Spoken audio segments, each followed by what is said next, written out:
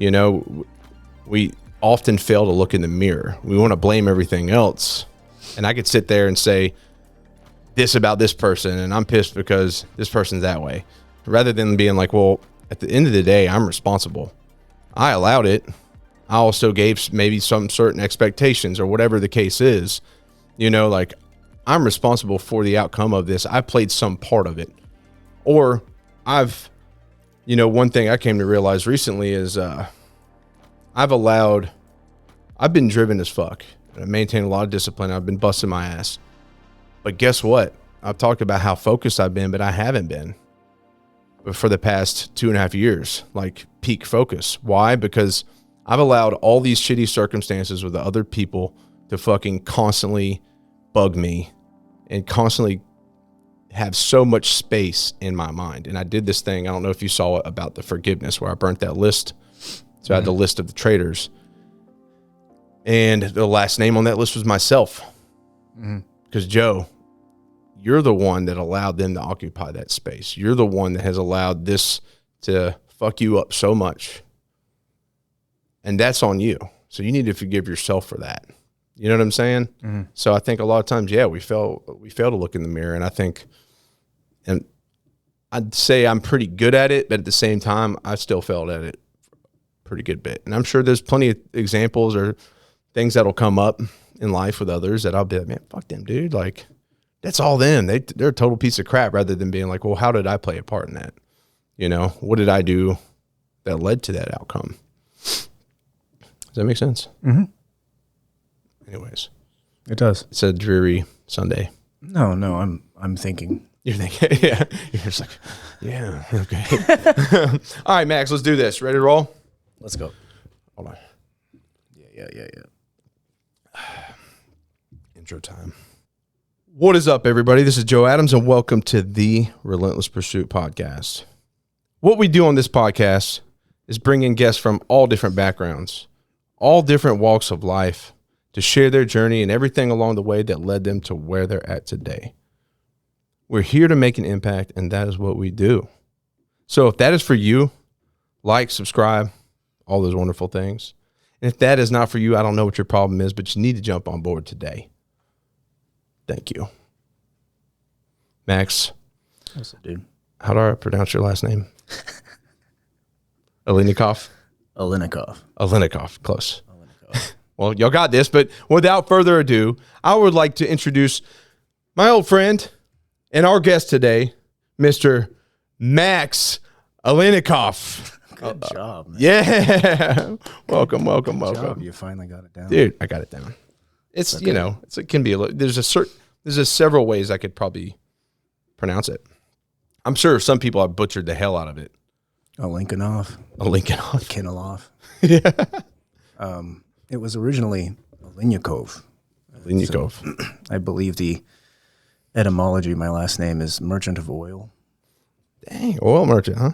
Yeah, dude, I'm supposed to be wealthy. But, my dad's like full blood Ashkenazi Jew. Yeah. And my mom's like Asian, Hispanic. Oh, nice. Yeah. Heck yeah, man. Interesting blend. Yeah, that's cool. Yeah, that is cool, man. Oh yeah. So just to give people kind of an understanding, I've known Max for quite some time. Dude, when did we first meet actually? Oh man. Was I with Gorilla when we met? Yeah? Yeah, dude, that was some crazy-ass. That was some crazy times. That was some crazy days, dude. So yeah, I was with the Gorilla crew, and it's funny. It's funny when I go back to that with people. So yeah, we've met probably like 7 years ago or something at some point. Yeah, 7 or 8 years ago. Yeah, and then started RP, and Max has been, part of the team moving forward. He's kind of been a part of the journey, seen everything, the ups and downs, and all the chapters. I mean, I'm a hermit, dude. Everybody knows that. Yeah, Max is definitely a hermit. I'm involved in spirit, and I'm not there. Dude, you know what's cool though? What I love about you, man, is because you are such a hermit and you are so quiet. Some people may take that wrong. That I also honestly really appreciate it. But you have a really good heart, dude. And I saw that because you were like when I started going out to Western North Carolina, you were one of the first people to reach out. Like, how can I help? How can I contribute? And I really appreciated that, man, because you put in effort multiple times. Like, how are those developments going? Right now, so I traveled out there probably like 6 trips. I've had to take a little bit break just because donations have, time changes and people forget things pretty quickly. And so it's difficult, and I've still got to run a business and provide for my family. And so it's hard to fund it as much as I want to. So I'll be going out there later this month again, and then trying to make at least like once a month out there just so it's affordable. If anybody wants to contribute, they can. But I'm trying to go out there and help. Right now, it's more so about being proactive in like the rebuild stuff, right? Yeah, I mean, you said some interesting things there. Like, you're noticing that you have to take care of domestic issues. Yeah. And everybody does. Of course. So what are like sustainable ways that you're thinking about continue to help in those kinds of cases around the country? What do you mean? Like, as far as like with, these kind of disasters and whatnot? Everybody's helping somebody. Yeah. I think, moving forward, that's why, it's cool to get involved with like the guests I had on Friday, right? Like seeing what they do, trying to see how I can be involved with what they do as well, just because they got a lot of experience in that all over the place, and learning from them, because I want to keep pursuing stuff. My wife told me, she's like, Joe, you're meant to do stuff like that. Like, you obviously got to focus on certain aspects of your business for it to succeed. And of course, the more success I have here, the more opportunity I can have with getting involved with things around the country, and who knows, even further out, right? So moving forward, obviously, I think I'm understanding the question, but, initially there's donations come in, like we're getting supplies to people because they lost everything, right? They got to survive. Right. And now moving forward, there's different phases. So, I mean, unfortunately, these people are going to be, they're not going to be back to normal for another couple of years. Sure. That's the reality of it. And it's sad. Mm-hmm. But going out there and being hands-on, like I went out there, and, we're building a yurt for a lady that lost her whole family, and her trailer was smashed in with some trees. She was bathing in a old pickup, or she was sleeping in an old pickup truck for 5 weeks. That was 5 weeks after. And she was bathing at the creek behind her house. And we built her a yurt, set her up a generator with some heat, some tanks and all that stuff. Like, got her set up as comfortably as possible. And it's not a house, but it's something, right? It's livable, and it's got some warmth and all that stuff. And they've got harsh, we got this cold front coming down. It's going to be freaking cold out there. And I think, to keep it simple and to the point, I think what the purpose is, because what I realized in that moment, because she just kind of joked a lot. You know how some people kind of joke just to kind of avoid, maybe the emotional aspect or whatever it is. They're just like, oh, I'll just constantly throwing out jokes. Like, yeah. But then all of a sudden something hits them. Like, we set her up and she saw it all, and she was just like, she just started crying. And then to me, it was like, dude, this isn't about giving people shit or doing this or doing that. It's about reinstilling hope.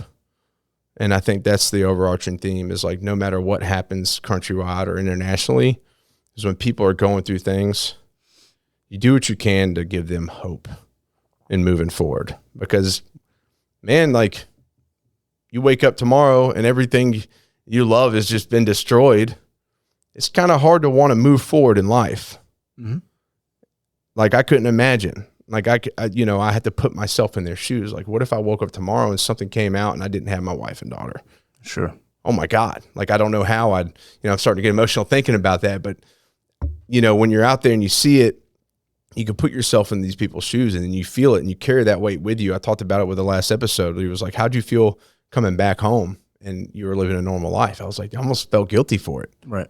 And I see people doing things and celebrating football, and I'm like, how are you doing that? Like, this is happening right over here, and like, that's just like how I felt in those moments, right? Like, people deserve to live their own lives. It's not their responsibility to take on all the shit. But, it does, you do carry that weight with you. So I think just moving forward and as it develops and as more opportunity comes, it's just doing what we can to bring hope to people and watching it evolve over time. Does that make sense? Yeah, but you can't always be there. I can't. No, exactly. When I was gone, there was a 5-week stint in a row where I was gone. 5 weekends. And I was getting in at like 2 or 3 a.m. on Monday mornings and coming in at 6 a.m. Have you like documented this visually, taking photos and videos? Yeah, I've taken quite a bit of photos and videos. So you have footage? Yeah, I do. And I've been posting it, just so people can see like, hey, when you're donating, like we're being proactive. And as I go forward, like I'm going to have that thing. And I'm actually the people I've been volunteering with, I'm going to be the next trip out there, I'm going to interview them, the guy running it on the podcast. I'm going to bring my equipment out and record with them and do an episode. And hopefully the Key Lime Pie Festival will be for that. That's the goal. When people see images and they see a lot of footage and it's presented in like a really nice way, tend to contribute. Exactly. And so it allows you to like sort of do both at the same time. Exactly. Live your life. And you don't want to even say that, right? It sounds a little weird. Yeah. Saying live your life. Like that's kind of dismissive and selfish. Yeah.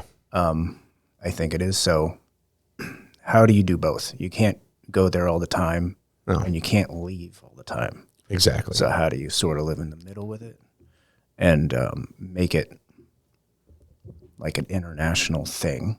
Yeah. Where like internationally people realize that the blood of the earth is the people. Yeah. So they have to take care of each other. Exactly. Some way. It's good that you're bringing awareness to it.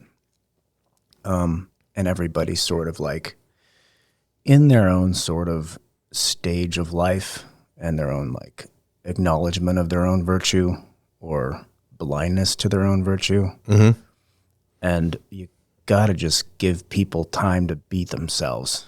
Yeah. You know what I'm saying? Without a doubt. And you're like, you notice something that needs to happen, a conversation that needs to happen.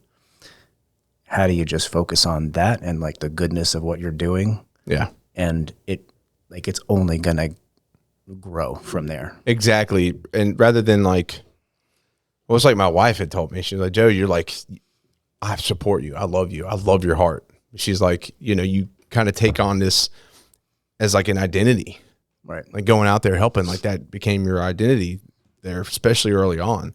And you come back and you're upset and you're like, I'm not doing enough. And she's like, Joe, you're doing the best you can. She said, but we need you here too. Yeah. I was like, fuck, dude. Yeah. And I was like, but those people are suffering, man. Like, and it's like, my heart is just so torn. But like at the end of the day, that's a fact, man. And that comes back to like, well, that not good enough thing. I have to understand that I'm doing the best I can and that's good enough, And I think when you can truly realize that you're applying yourself and you're doing the best you can, even if you can't do as much as you'd like to, that's okay. If you can understand that and be proud of like where you're at. And how many people have you met there? Quite a few, man. I mean, it's hard to put a number on it. But like conversations that you've had. In-depth conversations.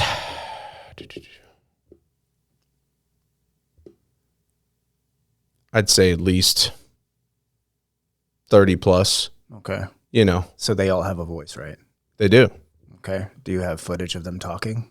And some of them, yeah. But that's one thing. That's why I'm getting more equipment so I can get the little, by the time I go out there next, I'm going to have these little mics too that I could connect to that. That way I can actually get more of that because I want to talk to people like, hey, if you don't mind asking me, like, what's this experience been like for you? What do you want? What do you need? Yeah. What do you want? What do you need? What kind of future do you see for yourself? Yeah. What can you tell the rest of the world? You know what I'm saying? What does this open your eyes to? Right. And I think, a beautiful thing though, and that's the thing is like, yeah, I can sit here and get upset because everybody's living a normal life or whatever, right? Nobody's living a normal life. Well, you get what I'm saying. Like people are just going about their day and like they don't really understand what's happening out there, maybe because of just they have one source of news or whatever, or some people may not care. And that's not my problem either. I think at the end of the day, and people want to be like, the government's not doing anything. And it's like, You know, of course, like what's crazy is that every time I've been out there, I didn't see any government. And that was interesting. But at the end of the day, man, there's still people out there taking the time, devoting their time and their funds. And I mean, dudes that have uprooted their life, quit their job back in states away and moved there just to fucking volunteer full time. Yeah. That's beautiful, man. And that's the stuff I pay attention to. I'm like, it doesn't matter if everybody's doing it. The fact of the matter is that people are doing that. And that is an amazing thing because like. And it's encouraged. Yeah. It's encouraged. If you're, especially if you're in like a financial place where you can sort of just move somewhere else and rest your bones, per se, you know? Yeah. That's great.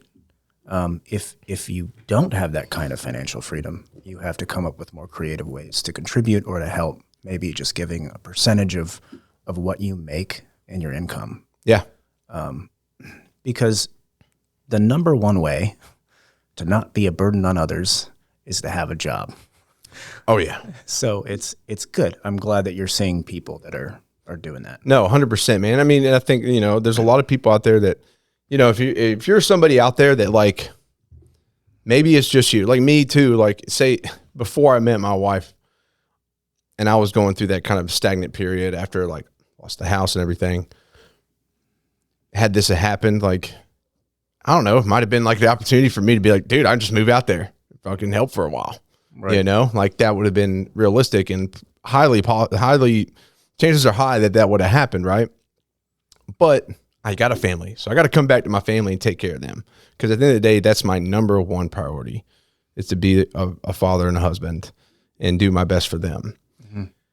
And I can't abandon those responsibilities, you know, and just be like, I got to go help people because that's no good for them. Anyways, you see what I'm getting at. And, but if you're someone out there that maybe you don't have that, and you got a job, maybe you're not happy with your job, like, and you feel like, man, I just need some purpose. Well, there's opportunity out there to go find that. And I think like, cause a lot of people, I think you give them purpose that changes their whole life too. You know what I'm saying? And I think so there's opportunity for people to go out there. Maybe they're lost and like, dude, I just don't know what to do with my life. Well, hey, go volunteer, man. Like people need help and that'll fuel you so much. And afterwards you'll move forward in life like a totally different person. Sure. You know what I'm saying? Yeah. I think, you know, thinking with that, like as the brand grows, right? Like I got a big vision for this business. Eventually I want to get in apparel full steam and do a lot of different things. I'm wearing every hat solo right now. But I'd love to somehow work with like homeless veterans and stuff and get them to a place where they're mentally right and provide jobs and help. And they can help us do things like that on a whole nother level and go out and help people that are going through stuff. Give these people that had nothing some purpose, and that'll change their life. And with that, they'll change other lives, you know? And I think it's just a trickle effect, you know? Now, honestly, I wish I could do all this right now, but it'll come in time. I just got to maintain that vision and keep working towards it. Right. So that makes sense. Yeah, it makes sense. Purpose is a game changer. Like, you know, I mean, what's your purpose, right? Yeah. You have to evaluate that. Yeah. And I think that if what I'm hearing at least is if a lot of your inherent purpose is to be of service to others, yeah, then be very creative in ways that you can think of how to serve others. Yeah. And just leave it at that. Yeah. And don't worry about the rest of it. Exactly. You know, if you keep putting effort into your job, it'll happen. Exactly, man. It may take a lot of time, you know, like right. It's crazy, you know, cause you have expectations, but you know, to make those things happen, it takes action. Right. And so It's just like bodybuilding. You're a bodybuilder. We'll talk. I want to get into your story a little bit and some things no, you don't. I'm not. Well, you're not bodybuilding anymore. Like I lift. Oh, you lift. You just like to train. I train, yeah.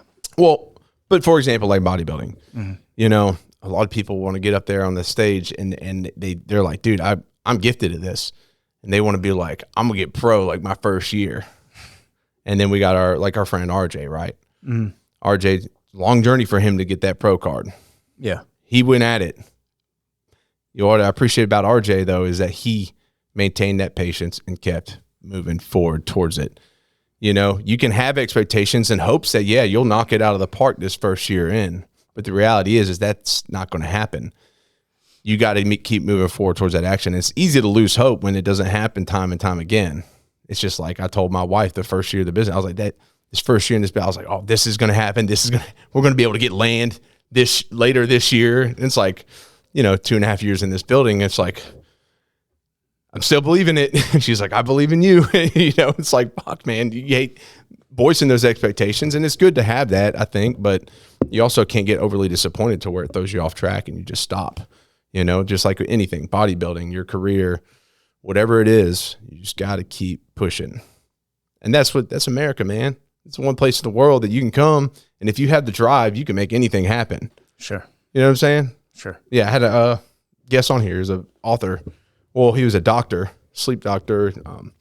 But he had a book he was promoting as well. And he's very successful. He's from India, you know. He's like, I moved there because I knew that's the one place in the world I could go and become whatever I want to be as long as you have the willpower and the drive. And I was like, bingo. But that's a whole different subject in its own, willpower and drive, dude. Right. Yeah, because we live in a world where people want things to happen fast. Yeah. Well, yeah. Good for them. Yeah, good for them. Yeah. I mean, it takes up a lot of their time. True. And it's exhaustive. It is. It's mentally and spiritually and physically exhausting.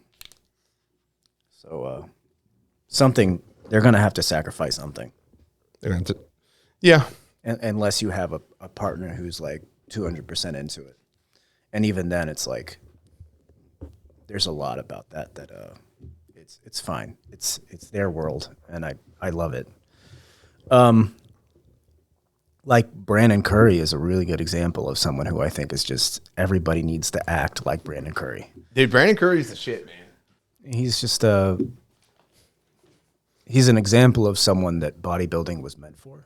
Yeah. You know, I think that I've had easier conversations with Brandon than most of the people I've known. And I don't really know Brandon. I've had like 2 conversations with him. Yeah. But like we've talked about everything in 5 minutes and been totally cool and he's just like the salt of the earth. Yeah, he's one of those people. I mean, I haven't really, you know, I know about his career from him pretty much, right? Right. And most of the time we talked about like his wife and kids. Like he loved talking about that shit. And that was cool because he's not about himself. Yeah, and it was cool because he's used to talking about diet and bodybuilding. So when I started talking about his wife and stuff, he was like, "Oh, dude," you could see the excitement. He was so pumped to be able to just focus on that. Yeah. And I really appreciated that, man, because it was like a glimpse into his like where his heart really lies, right? Mm-hmm. And that's, you can tell it's in his family. And I love that about him. But he seems like one of those guys, even if he has like had like a bad showing at an event, he's not going to be like, "God, don't talk to me." You know, he's going to be like, "Oh man," you know, because there was a guy, man, that was a part of this a long time ago. Like I just called him to check on the show and he was like, picked up, he's like, "What?" And I was like, "You good?" "No." And I was like, "Well, don't be a dick, man. Like, I'm just checking on you, bro." It's like, hey man, it's sad, bro. It's fine. It's like it's all that stuff is really hard to chart down and break down and make sure you're doing everything perfectly. And sometimes even you think you're doing it perfectly, it's not. Yeah.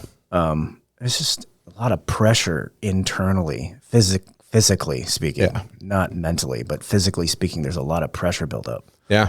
So it's sort of like, or hormonally, like there's so many factors. Get away from your spiritual reality a little bit with it. Yeah. But it's a beautiful thing, you know, like these are the things I think, but I've competed.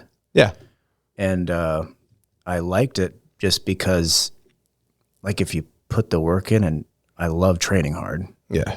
Cause I don't know. I don't know why. No, same. Yeah. I just like doing my thing and zoning out and I don't really care about what someone says on the internet. I care about like what is working for me. Yeah. And if that's too easy, I do something that works a little bit better. And I think it's a really good thing for introverts. It is. You know, it's, you can kind of get carried away with it. And being someone who is pretty cerebral. Yeah. Man, I had some good coaches. I had some really good coaches. Yeah. Anybody I know? Well, I didn't really know much about barbell training, to be honest. I knew how to use barbells occasionally. I already know who we're talking about. But then I trained with Sky. Yeah. And that's a really good example of just learning from someone who has the capacity to teach something and teach it well. Yeah. There's nothing else that really matters in that situation or that experience, because I haven't tried many different barbell coaches. I haven't gone to different barbell gyms, but he was just really good at showing me the perspective of how to train the body as like an organic whole. Yeah. And what it means when you do several things and what bracing's involved. And this looks weird, but how does it work over time? Yeah. And how have we tested it? Yeah, of course. So that was just really helpful in just getting the grit of like, okay, well, actually, in some cases, training with the barbell feels safer than using a machine. Yeah. Until you come to the point where it's like, yo, like my big joints are overloaded and I kind of need to do something different right now. Yeah. But that was when I was like in my 30s. You know, I'm in my 30s, but my younger 30s. I'm going to be 40 in May. Dang. Yeah, I'm old as fuck, bro. Dude, I'll be like close. I'll be 35 in April. Dude, I'm so old. Yeah. But it kind of turned into men's physique, because if I was going to be competitive, I'm pretty competitive. Yeah. I felt like that was a good starting point, and I went from there. But I experienced all those emotional withdrawals people are talking about. I've experienced trying to balance that and like having multiple jobs, 3 or 4 jobs at the same time. Yeah. You know. Yeah, that's a lot to manage. Well, because the sport isn't cheap either. When you do it correctly. I mean, hell, just eating alone. Yeah. You know, that factor. And then the time, and like, yeah, a lot of time can be spent making money, right? Right. So it can be a lot to balance. I mean, hell, if I didn't have my gym 30 feet away, I wouldn't get shit in, dude, with as many hours I work. And fortunately, I just fell in love with burpees. So I do a lot of freaking burpees, Why not, dude? It's efficient, man. And it does a lot of work, but it is demanding in so many other ways. A lot of people want to look at it as like it's just a superficial thing, but there's so many more layers to that sport that actually make me really appreciate it. I was asked, in a past relationship, like when setting up the show, why do you support a sport where people are killing themselves? And I'm like, however you view that, at the end of the day, at least they're doing it, pursuing something that's cool, and they're actually like pursuing it with drive and passion, and they're working hard. A lot of people just kill themselves by, with complete inaction. Does that make sense? I mean, it's a fair question for them to ask. Yeah. And your point is also right. Right. It's kind of like there's multiple ways to sort of cause harm on yourself. The reality is that, if we're going by like science and reason, yeah, it's important to pay attention to those things. Actually, spiritually speaking, the human spirit is different from the rest of creation on this earth, because we are able to understand the hidden mysteries of this world through science and reason. Yeah. That's our ability. Exactly. And so it is ironic that we learn all these truths through science. And science, I'm not a chemist or, I don't have a degree in biology. But in my understanding of it, science is the study of knowledge. Yeah. Right? Yeah. So that means that through test and trial and further discovery, we're going to realize more things about this world and the universe that we thought were true before. Yeah. As people learn more, they get sort of attached to it. And that's also damaging in a way because the truth isn't attached to you. You're not the harbinger of truth. Well, go ahead. You're just a human being who's discovering things through intellect and wisdom. Like, you're not the author of the absolute truth. Well, yeah, with that, it's interesting you say that because you look at all these people, all these scholars that have historically driven themselves mad in the pursuit of that knowledge, because like you said, they become they become hooked to that. Right. Mm-hmm. And by doing so, you're kind of shutting off everything else because you're so hooked to that pursuit of trying to understand why. Mm-hmm. And I think a lot of people get hooked on trying to just know all the answers when in reality, there's some answers that you're never going to be able to. I think being able to accept that you're not going to have all the answers. You're not going to understand. I don't know. You're not going to understand the meaning of the universe. That's the mystery. That's the beauty in it. I think is the mystery in it. There's a lot of things that are left. Mm-hmm. There are a lot of things that are not meant to be understood. Okay, maybe. You don't agree with that? No. What about spirituality? Well, religion. I think everybody wants to try to understand the universe and spirituality, but I'm dude, to me, that's not really understood until there's an unknowable essence. Yeah. So the human spirit, it can't be grasped. Yeah. I can't grab a spirit. I can't contain it. Yeah. Right. And you only know the human spirit through matter. So it's there, but you can't see it. Yeah. And that's the mystery of spirit. I see what you're saying. So in that sense, I can't know God. Yeah. Do I believe in God? Yeah. Yeah. But I'm not dogmatic, and everybody knows that. Not everybody, but I'm not a very good example of a religious person. No. So no, I'm not.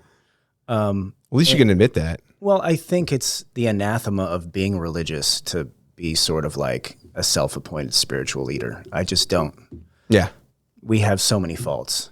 Right? Exactly. And it's just how am I going to be your moral compass when I have to question my own faults every day? Well, I've run into that quite a bit. I've had, because like I said, I've run into people oh, this is wrong. You don't know what you're talking about. You're lived under a rock your whole life. And it's no, you just assume that. Man, at the end of the day, I believe in what I do. And I try to be the best example of that. But I never am hey, this is what you need to follow. This is what you need to believe because who am I to guide someone else's heart or think I know their heart? Mm-hmm. You know what I'm saying?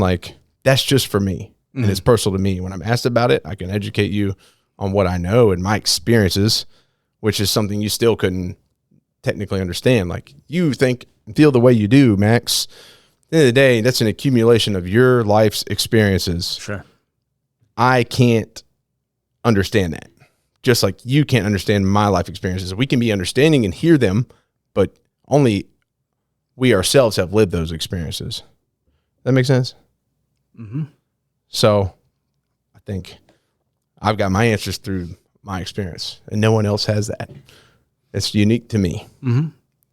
So I don't know. You're thinking. Yeah, it's intensive thinking. Dude, I love that this conversation just kind of just. Well, I don't know how it got here. It's cool though. It's just because I'm not going to sit here and give bodybuilding advice. It doesn't make any sense for me to do that. Yeah. I can do certain things and I'm very fortunate.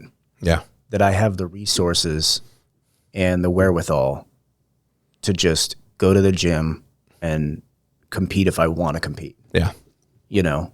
And I have that flexibility and freedom. Yeah. But you're just doing it because you enjoy to train right now. I just love it. Yeah. You love it. Internally, I'm intense. Yeah. I want to say I connect with you there because, I've had people be like, dude, you should compete. I've had people suggest it and I'm I just kind of I know. Tech pop at him. I'm just like, yeah, I know. I could. No, no, I'm just kidding. You could. But people bring it up, and I'm like, that's cool. I mean, like, and I'm like, but here's the thing, like, man, every day, like, yeah, I love what I do, but I take it very serious. So 15 hours of my fucking day every day working is serious. Mm-hmm.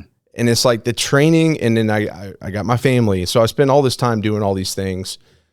Man, it's almost as if training, doing my burpees and my lifts and shit, that's the only thing that's like for me.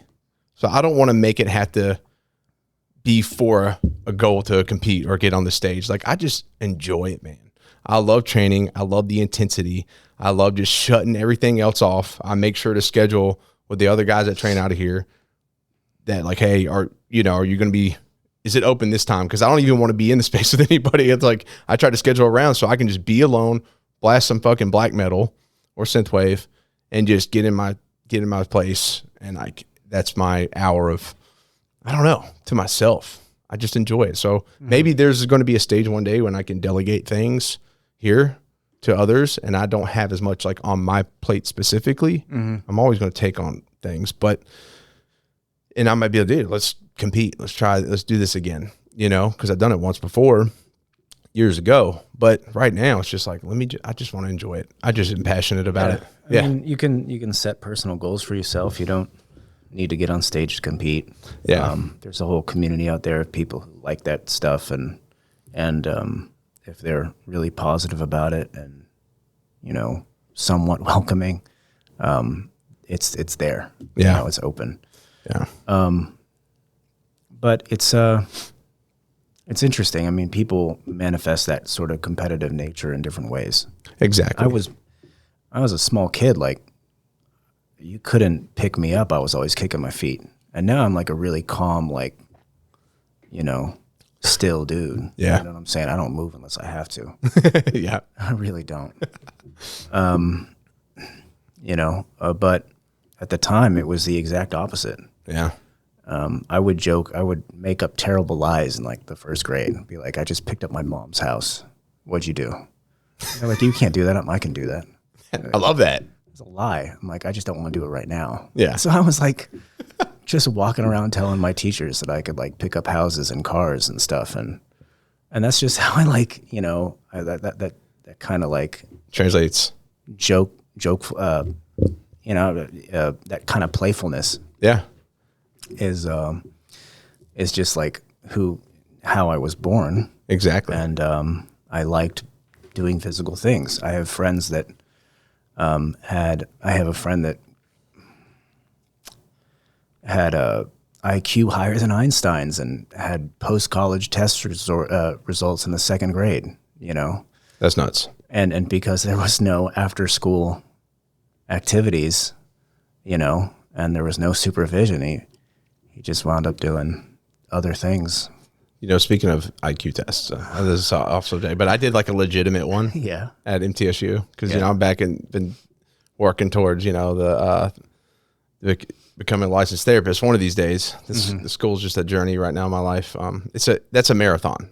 Sure. I got to focus on what I can do. Right. What's in front of me. So that's a marathon, but making progress. And so earlier last year, I was just getting some extra credit for a class, and I volunteered to do like a IQ test with a grad student, but they can't tell you the results because they're a grad student. Yeah. And like, I was thinking about it, man, and this girl's asking me these questions, and dude, it took like 2.5 hours for I was in there with her, and she would ask me something. I'm like, well, and just diving into my own perspective on it, not really like maybe what she's asking. Right. Which I think there's something to that too. But anyways, I was like, dude, I wonder what I just want to like, I think I got the girl's number in my phone. I might just text her, like, can you tell me now, like, what I got? Like, because I've seen her in the hallway, like, since, and like, I'll look, and she'll just be like, I'm like, damn, did I do that bad? Maybe it's just to maintain that professional, whatever. Or I just crushed it. She just doesn't want to tell me, like, dude, you're a genius. Maybe that's what I'm going to believe. Like, she just cannot understand how I did so well. That's what it is. Yeah. She's like, holy shit, dude. Einstein, like, had half the IQ test this guy does. Oh, well. I'm just kidding. Yeah. I'm just going to believe that. Just kind of like you picking up the house. Like, I'm just smarter than Einstein. Yeah, of course. Yeah, we have proof for that. Yeah, right? There's no equations. Don't give me any of those, but just in my own way. Don't give me a problem to solve. I'm just going to talk about it. But hey, maybe I am more intelligent than him in some ways of life, I don't know. Who knows? I don't know. Let's. If I had to meet the guy, maybe I can get him. I saw a hippo fly earlier. Huh? I saw a hippo fly earlier. Nice, dude. Yeah, that's great. Yeah, that's pretty wild. No, but I do want to say too, you were talking about the introverted thing too. Like back to that, it is a perfect sport for that. Because a lot of people may think I'm like very extroverted. Mm-hmm. Like I had a public speaking event a couple months ago at MTSU, and I was like, ask my wife. I was like checking my pulse. I was like, and I got up there and I was so nervous, man. Yeah. And then of course afterwards, she was like, it sounded like you've done that before, like so many times. Like that was awesome.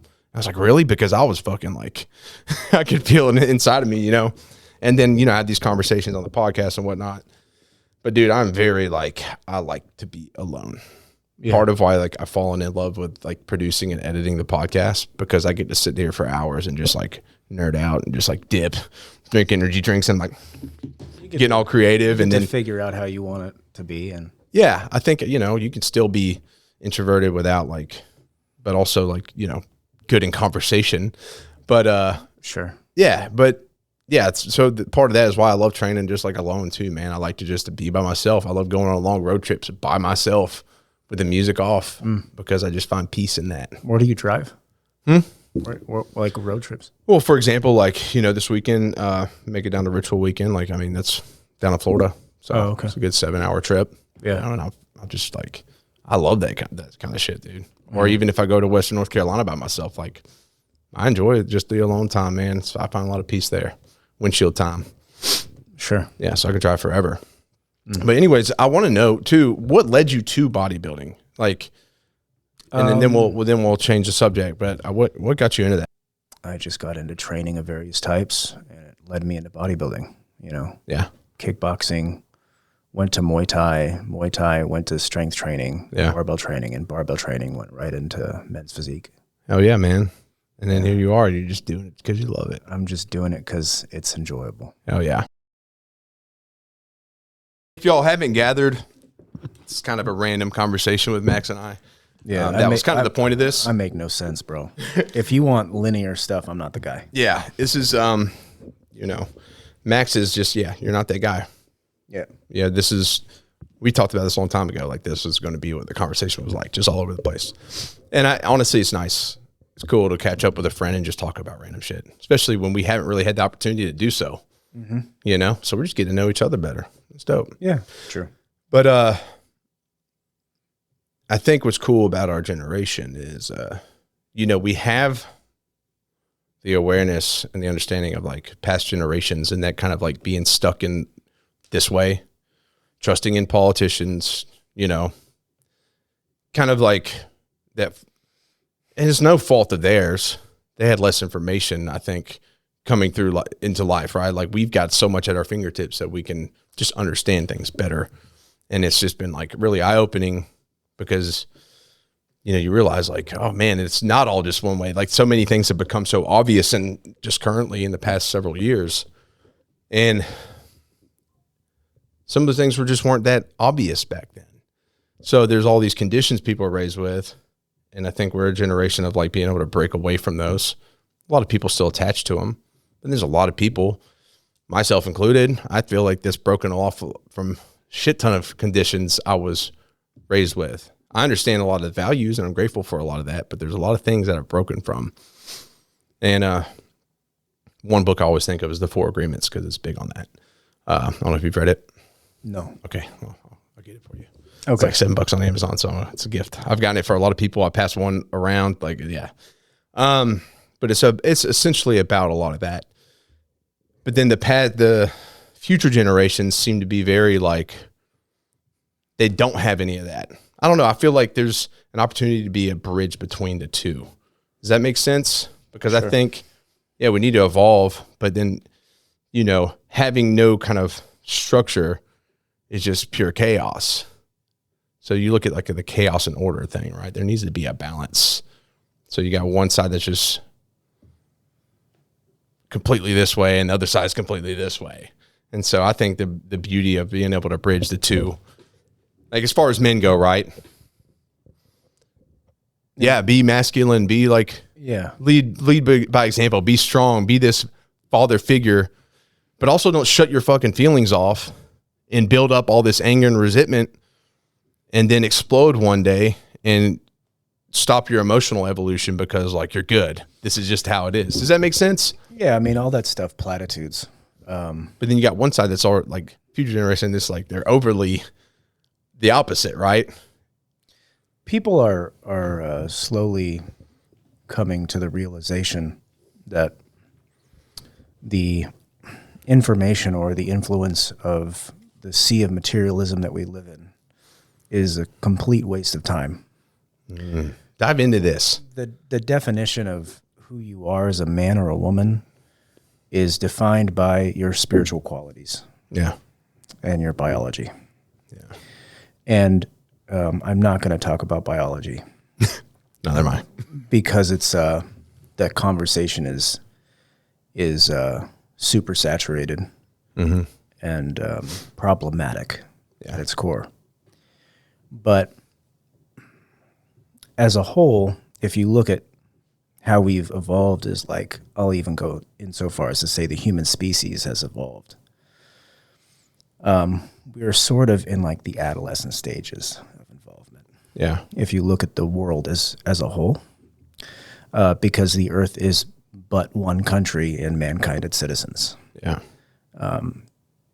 Leaders have divided the countries and set borders and essentially conquered and killed each other for their tombstone.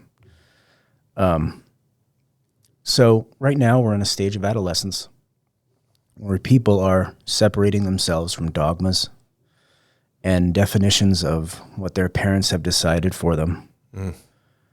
And some of it isn't expressed in a way that is fully mature. Yeah. Some of it is, but in essence, it's really their own spiritual evolution. Going back to the fact that we see or understand or come to understand the realities of the universe through science and reason, we can see those parallels sort of like noted and those effulgences of this reality given in forms of religion. Yeah. Because I believe in one God, and I believe that all prophets are from the same God. Yeah. And they're just delivering a message for a different time period. With different laws. So it's saying that taking religion as your own, as spirituality as your own plaything, and where you can like form governments off of it and create totalitarian regimes off of it is evil. Is ridiculous. Yeah, I agree with that. It's the opposite of what the purpose of it was.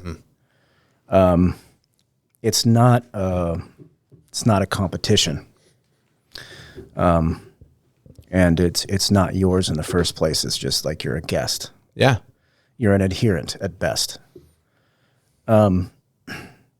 So people are recognizing that their spirits, their soul has evolved over a certain time, and the motor force of the soul's evolution is none other than certitude.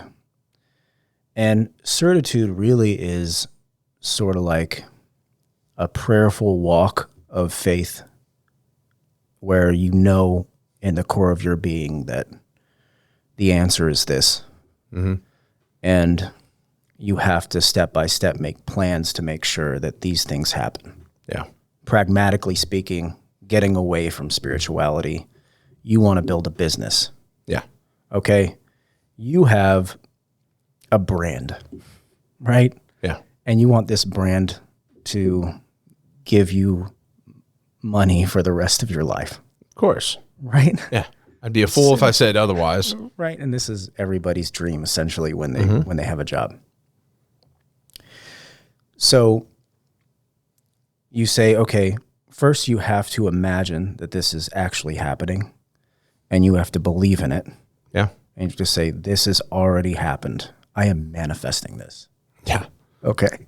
So you get a little vision board and you draw things out. Yeah. And you're like, my solar is this and whatever. It's fine. You should. You should look into all that stuff. But then you have to have actual steps. You have to have daily steps to say these things are going to come about.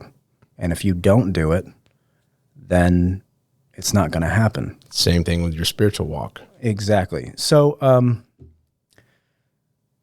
you know, if you see that something isn't working for the business, you kind of got to just get away from yourself and detach from your wants in that. Yeah. And see that, okay, I need to redesign this and go in a different way. But human certitude for our own spiritual development is none other than our awareness of our ability of higher learning. Yeah. So in this civilization and the society as we know it, there are two illuminating lights. One light is intellect, and one light is wisdom. And the more that we find that we are the bearers of that or the source of that, the more destructive we can become. And so we've turned that great accomplishment of civilization, no matter how great this civilization becomes, this country becomes, or whatever country becomes, if it's not infused with some form of spirituality, it becomes pure materialism. Yeah. Because we have intellect and because we have wisdom, because we do evolve over certitude, as human beings, we think that anything we think of and anything we are inspired to do is a spiritual path. And that is not true. Yeah. Unfortunately. And you can, like me, you can spend like 10 years on the plot and find out for yourself if you want to, or you can like kind of get ahead of the curve there and just be like, hey, like I'm reading about all these people's experiences and I've gone to the source and read these books and these texts and maybe after meditating on that myself, you know, just at night and the next morning a little bit realizing maybe I should just like stay at home and figure this out instead. Yeah. And do something more constructive. Because it's, you could be the creator of something brilliant. Yeah. But what you have to realize is that there's spiritual inspiration for that. Yeah. And the divine source of that, or illumination of that, is going to be those things which are beneficial to humanity, right? Exactly, man. There's a lot of concepts you talked on right there too that I'm trying to like not lose them all too. The concept you're talking about with that spiritual walk does apply to everything, whether it's building your business or whatever the case is, right? And then you focus on something there at the end where you're talking about like just meditating and reading and doing that in order to like gain some understanding as well. Mm-hmm. And I think it's that my buddy Tom wrote a book called The Solar Path, and he's got a Greek background, mm-hmm. and ties in a lot of Vedic spirituality with his path, along with the Greek stuff, because that's big to him. But you got kind of like that Western and Eastern school of thought, right? Like you look at the Eastern school of thought as far as like ascension goes of the soul. It's very meditative. It's like sitting still in peace. So look at Buddhist monks, right? Okay. But then you got the Western ideal, and it's more so like action, being the hero, being the... No, it's not. It's the same. You don't think so? No. Well, I think that just based off of old stories, like you read the stories of the Greek heroes and stuff like that, that was like... Okay. You get what I'm saying? Like that path of righteousness and ascension was like, you had to be... Right. This example. Okay. Okay? To me, and like what he said in his book, and I think is really well said, really well said, is the combination of two.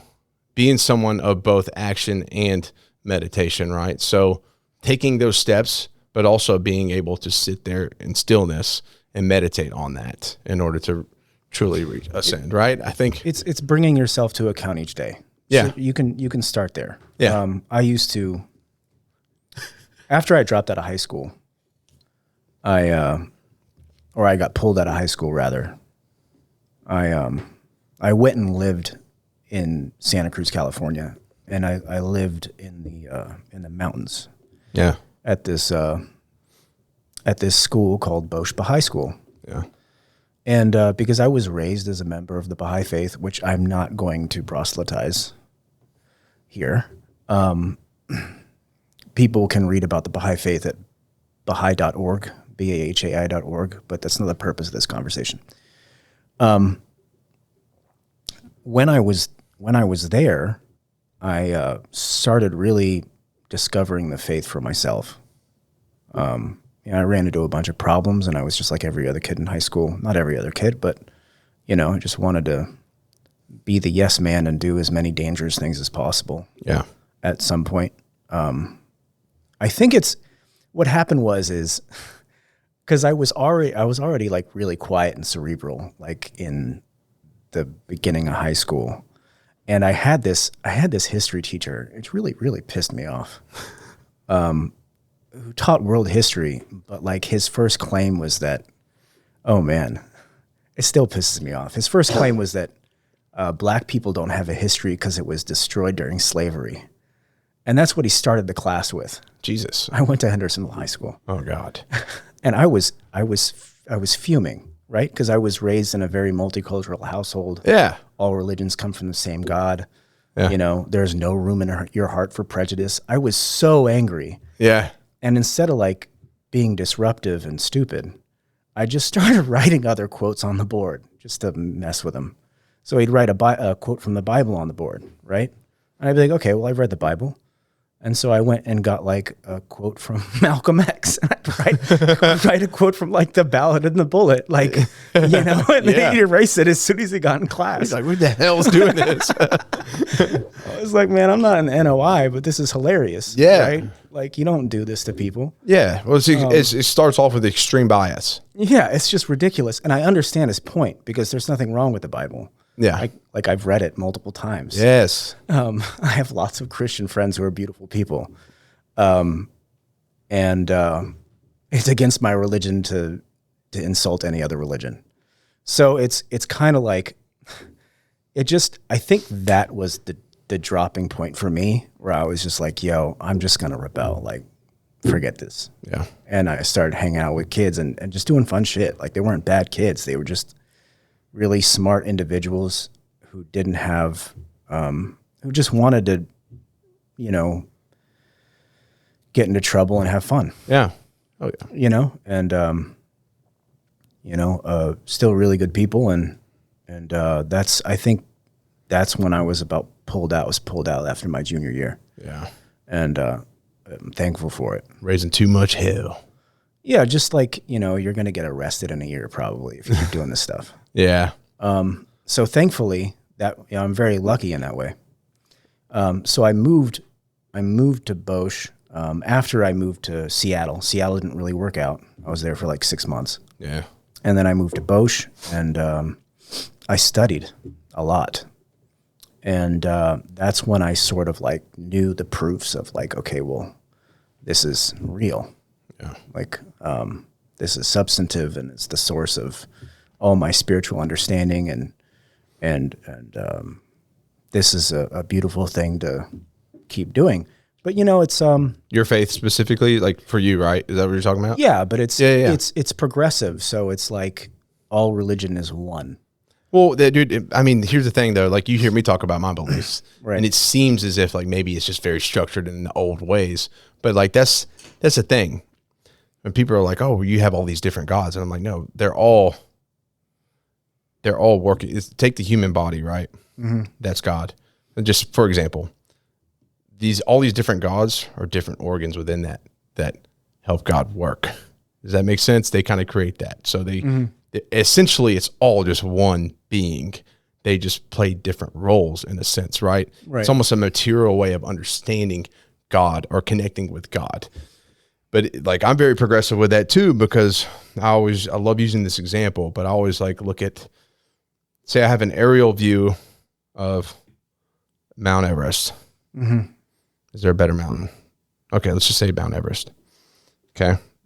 Now you see all these paths. You can see all these people going up different paths up to the top. Yeah. Okay. To me, that's spirituality. Like the peak is God. Mm-hmm. There's all these different routes to take to get up there. Some may be more treacherous than others. Either way, they all lead to the same source. Because there's one truth, man. That's love. Yeah. And I think that's what it comes down to. What you have is for you. What you feel in your heart and believe is for you. Right. My beliefs are for me. That's why I don't push them on anybody. I'm just open to share it with people when they ask, because I like to educate and maybe hopefully not change someone's beliefs, but open their heart a little bit, because I think that's the key right there for me in a big way. And with a lot of this, honestly, with the podcast is opening some hearts up a little bit, but I'm right there with you when it comes to that. Like, yeah, we have our beliefs and we stay to old traditions with some of the things we do, but we just believe in keeping that alive because that's history, and I think it's a beautiful thing. And I think there's something to all that. And you don't want your culture and certain things to just get lost in time. So just keep that alive. But yeah, I'm right there with you on that aspect. I think at the end of the day too, because you pointed out something, you have to have that spirituality within nations in order to keep that balance, though, because otherwise it does become purely material, And in the Vedas, it talks about the Kali Yuga and the end of the Kali Yuga, and obviously the Kali Yuga is necessary. I look at things cyclical, right? A lot of times, like the sun, we get together for midsummer, we celebrate that every year. Yeah. I think everything just circles around, and I do believe next there is a golden age on earth, whatever that may look like, but it's that chaos and order. Like at the end of the day, it's going to get so chaotic that breeds the golden age to come. And then eventually at some point, there's going to be another end time or age of like chaos, right? And just cycles. And I think it does that much like the human spirit. I think we eventually ascend as we evolve internally, right? Mm-hmm. And so, but one thing it says in there is when it points out is when Dharma is eliminated from all nations, that's when like that's truly happened, right? Right. Dharma is, I got it tattooed in runes on my head. Dharma is the natural way. It's righteousness, it's goodness and everything. But when you see that spirituality and that natural way of things cut out, it does become completely material. Does that make sense? Mm-hmm. Yeah. So that's like my viewpoint on it too. We agree on a lot of different things. We just have different ways of, I think. There are multiple paths to the truth. Yeah. Yeah. Exactly, man. Yeah. So, like you said, I don't condemn anybody else for their beliefs. You know, like, sure, I think history has shown like different beliefs to be like pretty shitty in their own way. I think that comes across all the boards. Like people have used religion for. Yeah, but it's not the source of the religion. Like, exactly. I can't reiterate that enough. Well, it's like Christ. Like you talked about the Bible. I've read the Bible several times too. I've recently been doing some study that's pretty interesting. But Christ was like pretty rad. Taught some beautiful lessons. Yeah. It's very in line with a lot of stuff I believe in and actually follow with my faith. I don't think that's but that's the source of it. So Christ, I can agree with all his ways. Doesn't mean I have to agree with like the religion aspect of a lot of, maybe the church or whatever. Okay. Yeah. You know what I'm saying? Sure. Yeah. But I can be like, dude, Christ is like, yeah, that dude was badass. Like I see what he was just trying to show people. He's like, hey man, it's just love. Mm-hmm. Because I appreciate him. He didn't condemn anybody. He didn't try to turn anybody. He was just kind. He was just kind with people. You know what I'm saying? Yeah. You look like you're thinking. Yeah. Yeah. Okay. No, it's true. It's true. He came in the divinity of his sonship. He revealed that a message of brotherhood. Yeah. And Muhammad transformed the people of Mecca and Medina, and as he said, that was miracle enough for people, right? Yeah. Why can't you perform miracles like Christ? And he's like, I transformed a whole country of people from savages, and Persia at one point was the leader in political thought, in philosophy, and and medicine. So at that time, like the human soul had evolved and it was ready for a new message. Yeah. And jealousy turns into one thing, and people use religion as a source of power. And I really want to pause here and say that I am in no way insinuating that people of a certain like religious following aren't correct in their worship. It's just the history of it. And like I said, like I have nothing but love and respect for all these practices, because it's all coming from the same source. Yeah. It all matters. Yeah. Exactly. You're stating factual history. Yeah. Right. And you know, my Muay Thai coach was Buddhist. He was one of the nicest, most transformative people I've met. Yeah. I love that. You know, just extremely humble, helps people on all sorts of levels, you know. You know, I think it's important too, like you say that too, is a lot of people kind of stay in their bubble with it. So they're kind of comfortable there. Mm-hmm. And, you know, like with your coach, just talk to people that are of a different belief and see where they're at. And and then from that, you'll start to realize that it all is stemmed from the same source. You know what I'm saying? It doesn't have to be different. Like, I don't know. I just I don't see anybody else that doesn't believe things the way I do, just jacked up for eternity. Mm-hmm. Like, that's hard, you know, because say we have two different titles, you and I, mm-hmm. say we're walking this righteous path and we're doing all we can. Say that, like, we're exactly the same and mm-hmm. we're just going forward. Okay. And then we get to the end and it's like one of us suffers forever because, we just had different titles, mm-hmm. but we led with love and righteousness and all the different things. Mm-hmm. You see what I'm saying? Yeah. There's no way in my mind that that's even a possibility, because I don't think it's not what you say you believe or follow, whatever the case is. I think is the actions of what you live by, mm-hmm. you know, and how you live. And I think that's the key right there. One thing you brought up was stuck out too, is the intellect and the wisdom. Okay. And you know, a lot of people, one thing I've come to understand, and it can be dangerous because, you know, attaining wisdom can also like build the ego up too much, right? Yeah.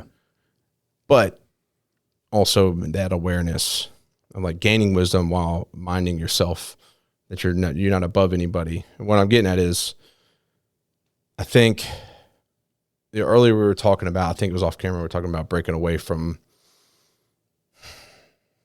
dogma. And I think when I was growing up, it was like, you know, listen to so-and-so, they're old. They lived a lot longer. Yeah. One thing I've come to really like how light bulb moment in the past several months was like, well, eventually you get to a point in your life, if you're willing to keep experiencing, keep evolving, or whatever the case is, like eventually you kind of outgrow those that you once looked up to in that way. Not out of disrespect, but I think some people with age, especially that are attached to those dogmas, get to a point to where they're like, all right, sons are separated from their fathers. Yeah. And then you get to a point where you're like, hey, what's up? And you're kind of like where they're at. And then you get past them because you're willing to like understand, and you're willing to learn shit about yourself and look in the mirror, and you get to where you're here now and they're still here because they hit that emotional wall. They've been unwilling to go past that, but then they'll be like, you don't know what you're talking about. I'll live longer. And it's like, well, but have you lived longer? Like, yeah, maybe in time. Sure. But what about your experiences in your life? Have you been ripping off those masks, or did you just kind of stop there? But understanding that also you can't be an egotistical asshole either. The worst attachment we can have, and this is my honest opinion, is the attachment to the kingdom of names. The kingdom of names are all these virtues that we share. that we share in. Some people I don't have have names. I've never heard this term. have better. They have acquired or inherited or been born with virtues at a greater capacity than you. Mm-hmm. But intellect is never a really good thing if it's just all driven by the ego. Yeah. This is the separation of, science turning into pure materialism. Yeah. Because science without spirituality is just materialism. Yes. And since the First World War, we've seen governments transformed by materialism, and no matter the humanitarian efforts that were put in place through different forms of government, it has to be adjudged by its own standards as an utter failure. Yeah. Because the gap is only widening. So we have to give it up and notice that our spiritual potentialities are a gift and are not ours. Yeah. And we have to work daily to exercise them. And the more we think of ourselves, the more we fall from the graces. I am a good example of someone who has fallen from the graces. Because if I think about what I would have been if I hadn't sabotaged my own potential over and over again, man, it's wild to think about that, and I can't think about it really. I can't really take time to do that. Really?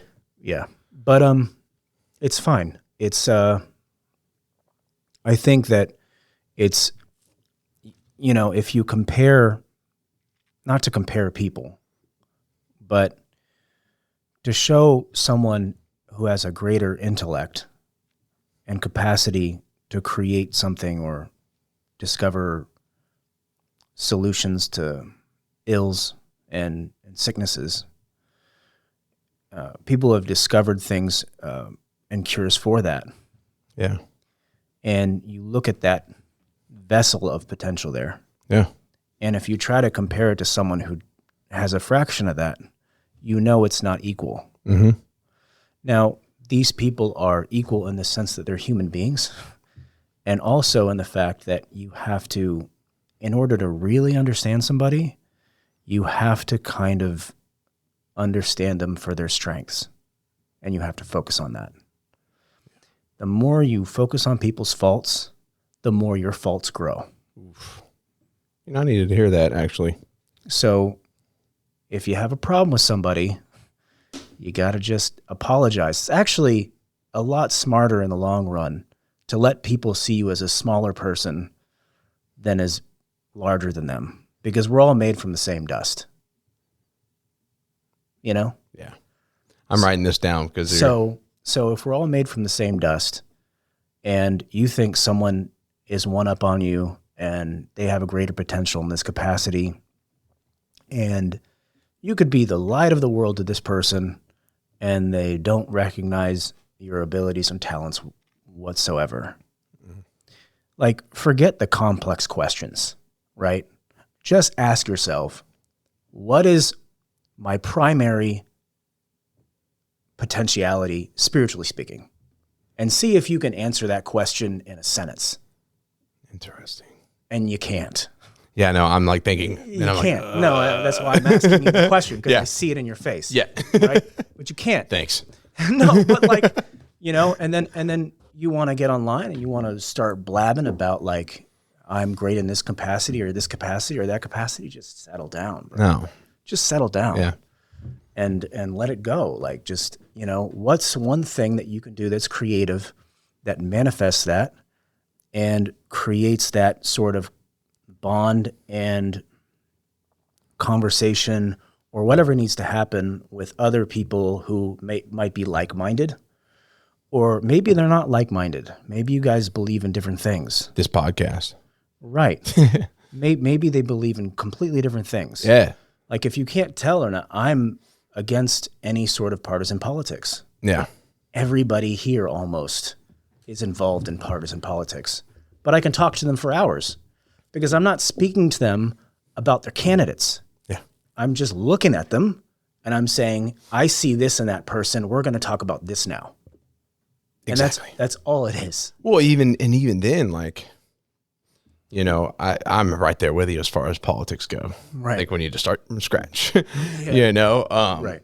I think the system needs to be erased, and I'm right there with you on it. So a lot of people assume though, because like, you know, maybe some of my traditional values and stuff, they'll be like, "Oh, you're a Republican," you know, and I'm like, no, like don't put that label on me. I don't want to be known as a Republican or a Democrat. Right. You know, do I look at these people and I'm like, oh, this would be my preference currently, based off of like one, me being a business owner and this and that, like, you know, because at the end of the day, it's like I told my client when we talked about it, I was like, dude, at the end of the day, it doesn't matter who I woke up the next morning to being the president. I would have got up, put my fucking drawers on and gone to the office and grinded towards the goal. Neither one of those things would have made a difference in my day next, because I know what I can control that I have zero control over. And that's fine. I don't really, you know, at the end of the day, like I'm going to take it as it comes and move forward the best I can. It's not going to change my outlook on anything. And so, yeah, people can have preferences and stuff, but like, I'm right there with you, man. I think it's just becoming so attached to whatever that is so far from that spiritual faith. Does that make sense? Like that, having that faith, like, I guess a lot of people that have like those attachments are religious, but at the same time, I don't know. I think it pulls away from the faith because it's very material. You're placing your faith in a lot of material shit. Yeah, you have to also be careful for feigned modesty and false promises. I would not put any truth to promises at all. Oh, dude. So it's almost like I vote in silence and that's it. Yeah. But the idea of just asking for people's money and then insulting people with that money and then promising something is like, man, you can't even trust your spouse half the time. Why are you believing this dude? Dude, I mean, hell, I've had I've had people that are some of the closest to me that call me family that have like fallen through on those promises. Yeah. So why would I trust somebody that's like, but that's completely different, right? That's a completely different situation. Yeah, but it's different, just different levels. But so like when that's obviously most people can relate to that, but you're going to put your faith in this one person you've never met that you really know nothing about. Right. You know, and I think but people do, man. People do to a whole different degree. Like that's going to change everything in their life. And at the end of the day, like, it's not promised, you know, and there's an analogy I'll never forget. The vote is like being put in a jail cell, right? It's like going to jail and being locked up with two people. Well, one is just going to fuck you. The other one's going to do so while whispering sweet nothings in your ear. Either way, you're getting fucked. And I was like, damn, this is a really like nihilistic way of looking at it. But at the end of the day, like, yeah, man, someone's going to tell you what you want to hear. The other one's not going to, but it doesn't promise that you're not going to get screwed either way. Mm-hmm. But we put so much faith in that. Mm-hmm. When in reality, man, we just got to have that belief in ourselves to take action with whatever's to come, you know? Right. So yeah, right there with you on that, man. Dude, we could talk about that all day. Sure. It can get pretty sketchy too. Yeah. Yeah. Because like, I don't know. I think in a lot of, you hear like, I love when people are like, them liberals. And I'm like, well, I would say that I'm liberal in a lot of ways. Like, I want the government to leave me the fuck alone. You know? Yeah. Honestly. Yeah. So I love it when people just yell stuff like that. But then a lot of people that'll like sit there and blast people with titles like that, they probably want some of those similar things as well. They want to be left alone. So you're just sitting there name calling people that you kind of fall into a similar category. Yeah. And it's just this back and forth. And it goes back to the debate thing. Like, I want this podcast to do nothing to do with debating, man, because it's so regurgitated over and over again. Like, it's way overused. I get mad when someone has Sports Center on because they're just like, you're telling me so got traded. And I'm like, I'm like, oh my God, this is like Oh man. Then I just quit watching sports. You know, like I really don't like a lot of that stuff, but I cannot get enough of Charles Barkley and Shaq, bro. I haven't seen them go at it. No, they're just so funny. Oh, really? I think it's just watching Charles Barkley and Shaq. It's like the only time I really watch people talk about the sports, right? Really? Because they make snide comments and jokes, of course, but it's like a lighthearted. they're just really funny, man. Yeah, it's not to be like a jab to actually hurt the other. It's more so. It might be, yeah. Oh, okay, sure true. it is, but it's kind of like, you know, they're insulting sometimes, but it's kind of like it's just the nature of that.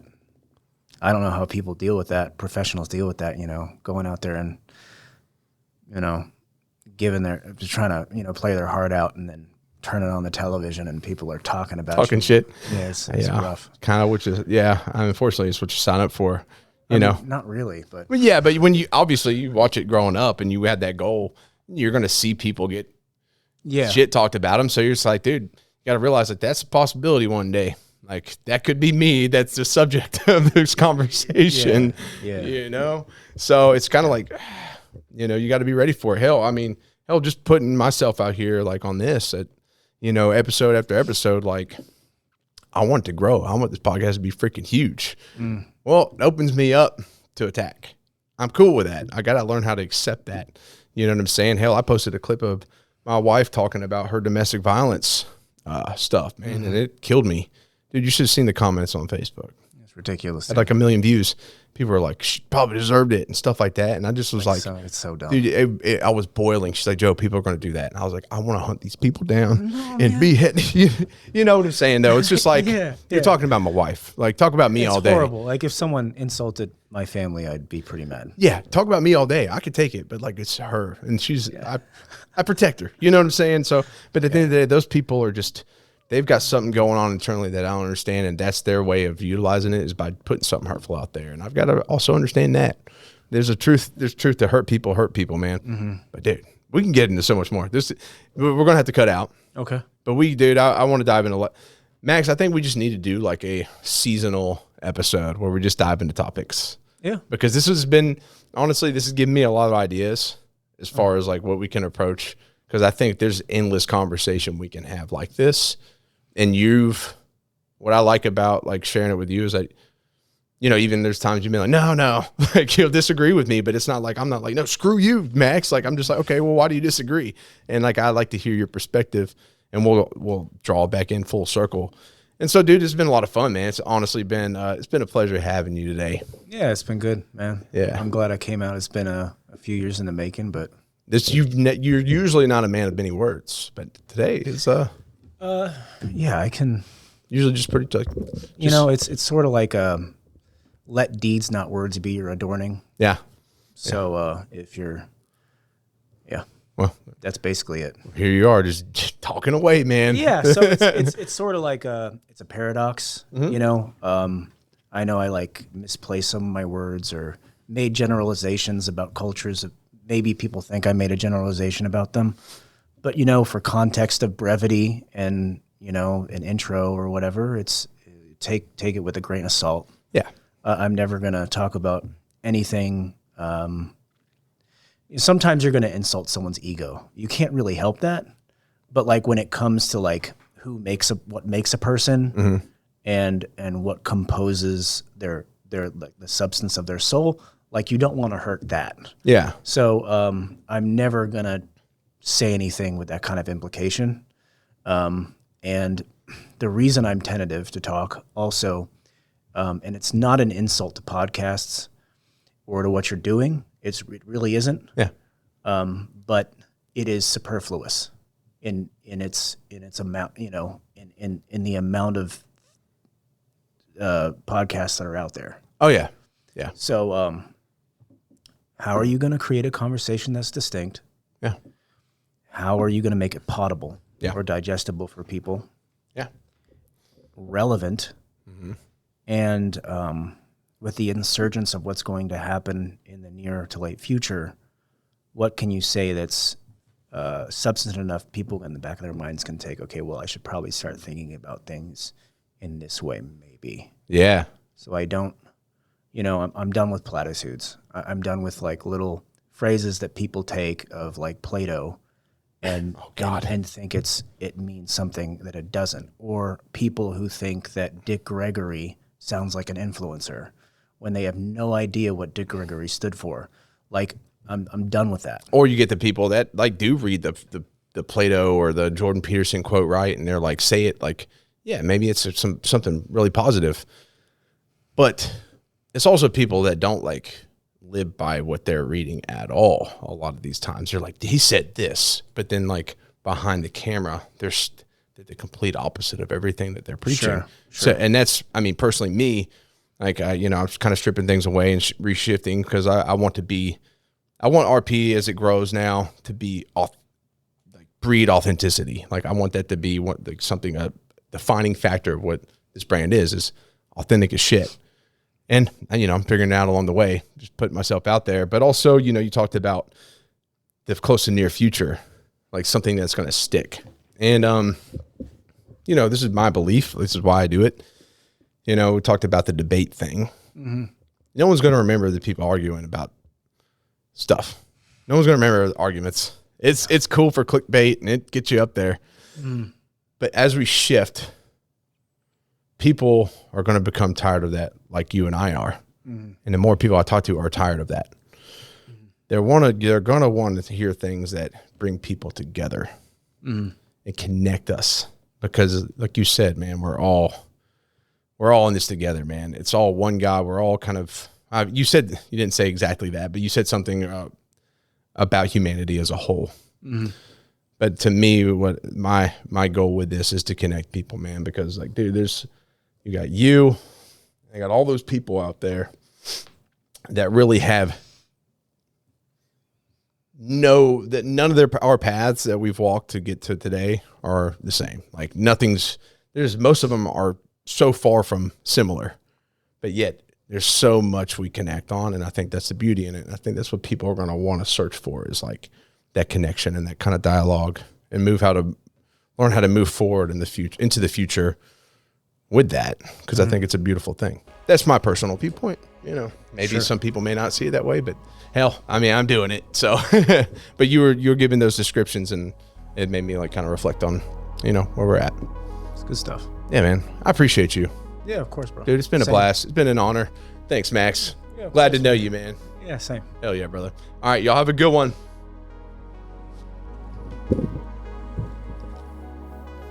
Good shit, dude.